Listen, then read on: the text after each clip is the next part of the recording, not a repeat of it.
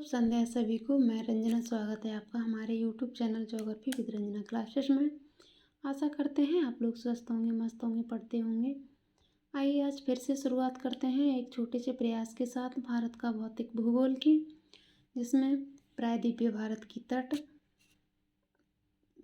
का अध्ययन करते हैं। तो देखते हैं भारत में प्रायद्वीपीय भारत के कुल कितने तट हैं और कहाँ कहाँ पर उनका विस्तार है।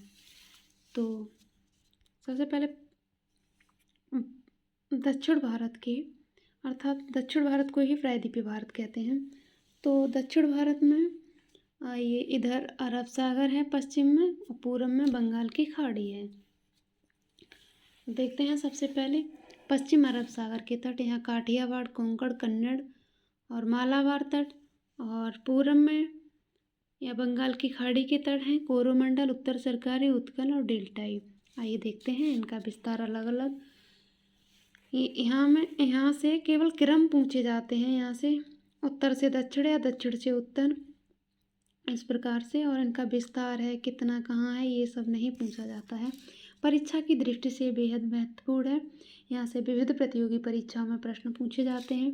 तो देखते हैं सबसे पहले नॉर्थ में ये है काठियावाड़ तट। काठियावाड़ तट नॉर्थ मतलब दक्षिण भारत में ही है। काठियावाड़ नॉर्थ में, बाकी इन तटों के नॉर्थ में है काठियावाड़ तट। काठियावाड़ तट का गुजरात से, इसका विस्तार है गुजरात से महाराष्ट्र तक। ये यहाँ पर, यहाँ से ये दिख रहा है, ये यहाँ से ये इधर काठियावाड़ तट है। अगला है कोंकण तट। काठियावाड़ तट को ही सौराष्ट्र तट भी कहते हैं। अगला है कोंकण तट। कोंकण तट का विस्तार गोवा से, महाराष्ट्र से गोवा तक है।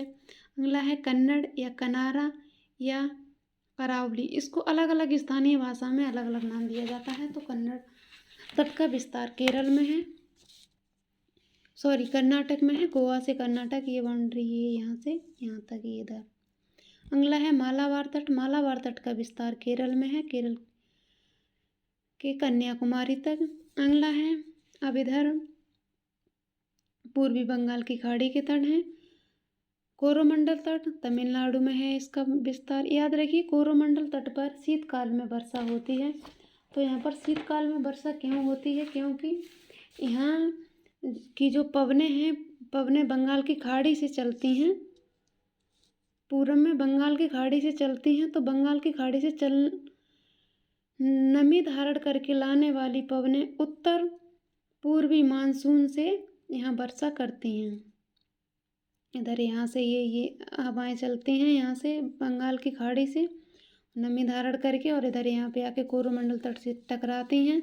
टकराकर हवाएं भारी होती हैं, तो यहाँ पर शीतकाल में वर्षा करती हैं। यहाँ पर ध्यान रखिए ग्रीष्म ऋतु यहाँ पर शुष्क रहता है। ग्रीष्म ऋतु शुष्क रहने के कारण इसे छायावृष्टि क्षेत्र भी कहते हैं। ये बहुत पूछा जाता है, बेहद महत्वपूर्ण है कोरोमंडल तट। अगला है, चर्चा में भी बहुत रहता है, सुनते हैं आप, सर्दियों में कोरोमंडल तट पर वर्षा हुई। अगला है उत्तर सरकारी तट। उत्तर सरकारी तट का विस्तार आंध्र प्रदेश में है। अगला है उत्कल तट।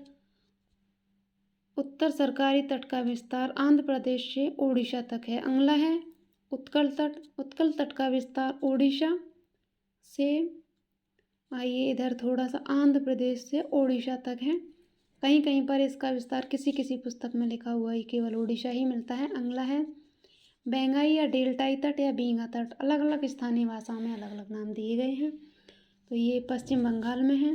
देखते हैं इसको थोड़ा सा मैप पे भारत का, अगर प्रायद्वीपीय भारत का अगर आप प्राकृतिक मानचित्र देखते हैं तो वहाँ पर ये सारे तट नहीं दिखाए हैं, उनकी स्थिति केवल यहाँ पर देखिए, ये कोंकण तट दिखाया गया है, उसके बाद ये मालाबार, उसके बाद इधर ये कोरोमंडल और उत्तर सरकारी तट ही दिखाए हैं।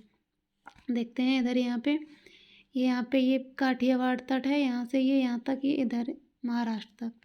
काठियावाड़ तट को ही सौराष्ट्र तट भी कहते हैं, और काठियावाड़ प्रायद्वीप भी है। ये यहाँ पर गुजरात में ये देख रहे हैं, ये यहाँ पे ये मांडव पहाड़ियाँ हैं, मांडव पहाड़ियाँ और गिर पहाड़ियों के बीच में ये यहाँ पर है काठियावाड़ प्रायद्वीप।